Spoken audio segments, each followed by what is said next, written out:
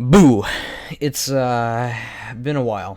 Now, listen, maybe, just maybe, I have commitment issues. Maybe, just maybe, that correlates to my upload schedule. But hey, if Michael Reeves, that beautiful hunk of man, can go MIA for 8 months and get on YouTube trending, so can I. Now, sure, you can say, but hey, Overlord, he's a YouTuber with millions of subscribers who also gets millions of views per video. Sure, you're right, but you know what? Shut. Alright, now that we've gotten that out of the way, I'm here to bless you starving children with some spare change. However, before we get into that, for the love of God, read the description! If I get another comment asking me where manga names are located, I will give myself a homemade vasectomy. Regardless, these manga aren't in any specific order, so do what you will. Alright, so to start it off, let's begin with a little gem that I found only today. It's called Reincarnation of the Suicidal Battle God, with beautiful art and greatly choreographed fights. This manga will make all the hardcore solo leveling fanboys cream their pants. I'm looking at you, Raven. Basically, the story is something like this. The main character, when introduced, is the last survivor of the human race fighting a long, endless battle against the demons. Finally, on his deathbed in front of the demon god, he chooses to sacrifice himself in order to inflict damage upon his enemy, only to wake up and realize that he hasn't died.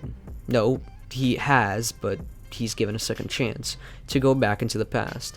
Not to fix all his mistakes and wrongdoings, but rather become more entertaining for the gods. Currently, with only 7 or 10 chapters translated, I feel like this one will grow in popularity really quickly if it keeps going the way it is right now. Moving forward is Mookhyang the Origin. Currently, with 41 chapters translated, is another gem. While a bit older than the other, this one won't disappoint those with the insatiable thirst for OP characters. I'm talking to you, the guy searching through 20 plus videos a day for recommendations just to get the same ones. Anyway, I'm too lazy to come up with a synopsis out of my ass right now, so I'm gonna just copy and paste it from the manga description. During a turbulent time in the world of Murim, number 2044 was kidnapped as a child and brought to the demonic faction in order to train in the ways of assassination. After enduring all of his harsh training and surviving till the end, he was able to earn the title Mookhyang. However, Mookhyang had always had an insatiable thirst, and that was for his desire for the sword. It was during this time that Mookhyang met his new master, Blade of Illusions Newbie, which became a turning point in his life. Will Mookhyang be able to rise to the profound demonic realm that he's been aiming for all his life? This is the story of Mookhyang, who ends up fighting against numerous martial masters in order to achieve his goal. Jesus Christ, the only reason I hate making these videos is because of the script! Alright, next is the manhwa Memorize, which is apparently considered Korea's first ever web novel of the otherworld genre, though I don't know if it's true, so take that with a pinch of salt. Then again, this is the internet, and it's a miracle that I haven't been crucified 7 different ways already. This manhwa has all of your favorite regressor-esque features. The super powerful main character that's given a second chance at life, in addition to some extra skills. He knows the future and doesn't hesitate to kick some ass. Also, I mean, there's waifus, so what more can you really ask for? Next up is the Constellation, The Return from Hell. Now, this one is all sorts of a doozy, not in the bad way though. I mean, who doesn't like headstrong characters with literally nothing but plot armor and OP powers to overthrow the gods? Nah, but seriously, this is quite literally nothing but fights, cooking, and subpar comedy. Here's the synopsis. I returned from hell after hundreds of years to save humanity.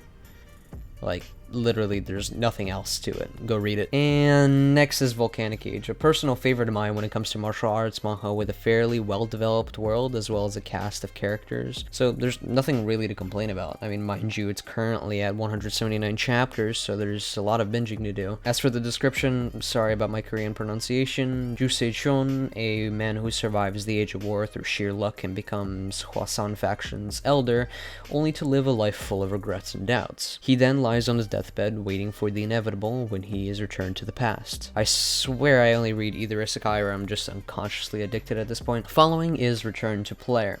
Once again, for all the isekai, OP main character, game-esque world fanatics, this manga is the basic definition of the world has now turned into a game and you have to survive. Now, I don't mean to throw shade, but after comparing this list, it makes me realize that they're all just the same. Next one we got is Worn and Torn Newbie. Now, this one is fairly new in its own right, but with 50 plus chapters, it's currently going pretty strong. I mean, frankly, there's nothing much to say about this one. It's a regression-esque manhwa that's based on the main character being a washed veteran in a game that's about to be terminated. Then, for whatever reason, he's brought back in time and now has a chance to not only become a pro at the game, but also a famous streamer, all the while keeping his identity a secret. After that, we got I Grow Stronger by Eating. Now, while the title seems similar to other works, don't get me wrong, it's very different. The main difference between this and something like Tensei Shitara Slime Ken is the characters. The main aspect of the story is how the main character, a famous convict, more specifically a poacher, is killed and then brought to another world where stronger beings dwell. Now, omitting some details, this story is not short on tragedy and bloodshed.